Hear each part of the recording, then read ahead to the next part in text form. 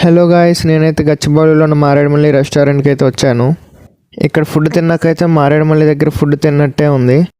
ఇక్కడైతే వంకాయ, చింతకాయ, గోంగూర, అల్లం, వెల్లుల్లి, దొండకాయ ఇలా డిఫరెంట్ ఫ్లేవర్స్తో చికెన్ సర్వ్ చేస్తున్నారు. సేమ్ ఇవన్నీ బొంగులో చికెన్లో కూడా దొరుకుతాయి. అండ్ వీటితో పాటు కాక్టైల్స్, మాక్టైల్స్, డ్రింక్స్ అన్నీ దొరుకుతాయి. మేమైతే 2 స్టార్టర్స్ అయితే ఆర్డర్ చేసాం. ఈ చిప్స్ అయితే కాంప్లిమెంటరీగా ఇచ్చారు.